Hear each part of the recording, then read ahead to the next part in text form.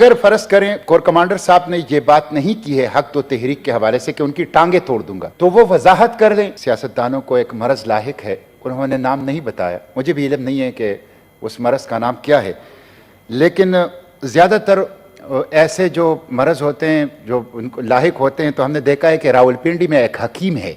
لوگ ان کے پاس جاتے ہیں علاج کے لیے، تو حکیم راولپنڈی سے زیادہ تر جو ہیں وہ علاج کرتے، پتہ نہیں مرض کیا ہے۔ جی مشتاق صاحب، کیا آپ نے 1 سیکنڈ والی بات سیکنڈ سے اوپر گئی تو؟ جی مسٹر چیئرمین، میرے کچھ بہت عزیز دوستوں نے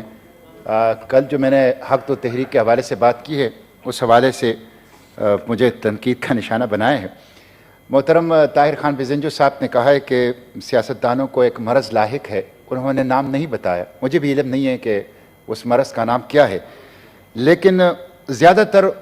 ایسے جو مرض ہوتے ہیں جو ان کو لاحق ہوتے ہیں تو ہم نے دیکھا ہے کہ راولپنڈی میں ایک حکیم ہے، لوگ ان کے پاس جاتے ہیں علاج کے لیے، تو حکیم راولپنڈی سے زیادہ تر جو ہیں وہ علاج کرتے، پتہ نہیں مرض کیا ہے۔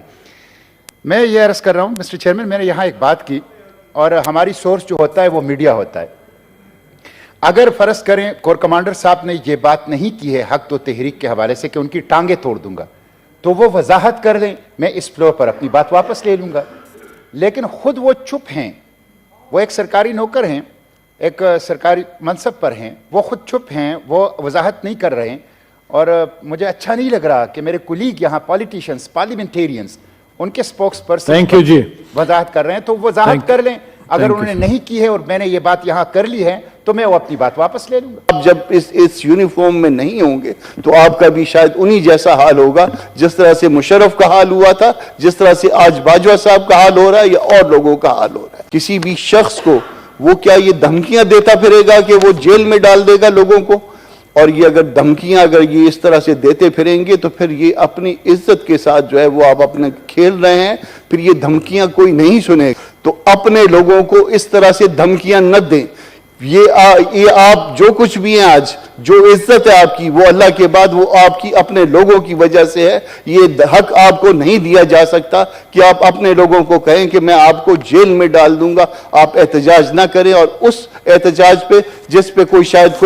کوئی جرم بھی نہیں بنتا، اس احتجاج پہ جس پہ جرم بنتا ہے تو کسی اور پہ بنتا ہے، پبلک پہ نہیں بنتا، یا مولانا ہدایت پہ، وہ میری پارٹی کے نہیں ہیں، گو کہ وہ مولانا ان کے نام کے ساتھ لگا ہوا ہے، مگر اس کے باوجود جو کچھ وہ کہہ رہا ہے، جو کچھ وہ کر رہا ہے وہ درست کر رہا ہے، وہ درست کہہ رہا ہے۔ اگر آپ آج اس کی بات نہیں سنیں گے تو کل لوگ آپ سے یہ باتیں زور سے منوائیں گے۔ کسی بھی شخص کو وہ کیا یہ دھمکیاں دیتا پھرے گا کہ وہ جیل میں ڈال دے گا لوگوں کو،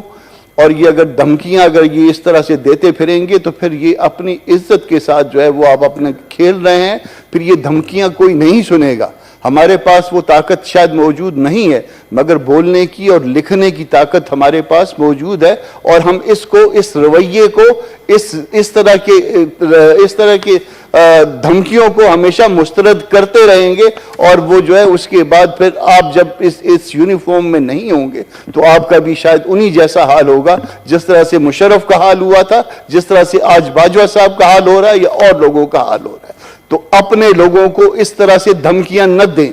یہ آپ جو کچھ بھی ہیں آج، جو عزت ہے آپ کی وہ اللہ کے بعد وہ آپ کی اپنے لوگوں کی وجہ سے ہے۔ یہ حق آپ کو نہیں دیا جا سکتا کہ آپ اپنے لوگوں کو کہیں کہ میں آپ کو جیل میں ڈال دوں گا، آپ احتجاج نہ کریں، اور اس احتجاج پہ جس پہ شاید کوئی جرم بھی نہیں بنتا، اس احتجاج پہ جس پہ جرم بنتا ہے تو کسی اور پہ بنتا ہے، پبلک پہ نہیں بنتا، یا مولانا ہدایت پہ، وہ میری پارٹی کے نہیں ہیں، گو کہ وہ مولانا ان کے نام کے ساتھ لگا ہوا ہے، مگر اس کے باوجود جو کچھ وہ کہہ رہا ہے، جو کچھ وہ کر رہا ہے وہ درست کر رہا ہے، وہ درست کہہ رہا ہے۔ اگر آپ آج اس کی بات نہیں سنیں گے تو کل لوگ آپ سے یہ باتیں زور سے منوائیں گے۔ سر ایک ایشو یہ تھا، اور ایک دوسرا ایشو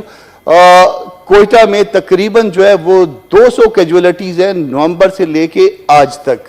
اور یہ گیس کے ایشو کی وجہ سے کبھی پریشر بڑھ جاتا ہے اور کبھی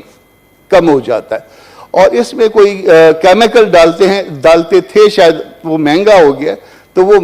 کیمیکل جو ہے اس کو کم کر دیا گیا ہے۔ اس کے نتیجے میں ہوتا یہ ہے کہ لوڈ شیڈنگ جو ہے وہ ہمارے نصیب میں ہے، شاید وہاں پہ بلوچستان میں، تو وہاں پہ وہ جب لوڈ شیڈنگ ہوتی ہے، گیس بند ہوتی ہے، جب دوبارہ آ جاتی ہے تو بو جو ہے وہ شاید نہیں پتہ چلتی۔ نتیجے میں نومبر سے لے کے آج تک 200 لوگ جو ہے نا اس حوالے سے مر گئے ہیں. ایک گھر میں 6 لوگ ایک دن میں مر رہے ہیں. 2 طرح سے ہمارے ہاں لوگ جو ہے نا ان نیچرل ڈیتھ کا شکار ہوتے ہیں, بلکہ تیسری طرح بھی ہے جس کا معاملہ جو ہے وہ پہلے والے معاملے کے ساتھ کنیکٹ کرتے ہیں. ایک گیس کا, دوسرا جو ہے وہ ایکسیڈنٹ کا. روز 5-10 لاشیں جو ہے نا وہ اس حوالے سے اٹھتی ہیں, کچھ ایکسیڈنٹس میں, کچھ اس میں, اور تیسری اسی والے وہ پہلے والے معاملے میں. تو اس کی طرف سے اس کو دوسرے والے ایشو کو کم از کم کسی کمیٹی کو بھجوا دیجیے. اگر پہلے والے کو بھی بھجوا دیں گے تو سیکٹری صاحب اس پہ بہت سیکٹری پیٹرولیم سے رپورٹ لے لیں کہ کیوں کوئٹہ میں ہو رہا ہے. جی تھینک یو.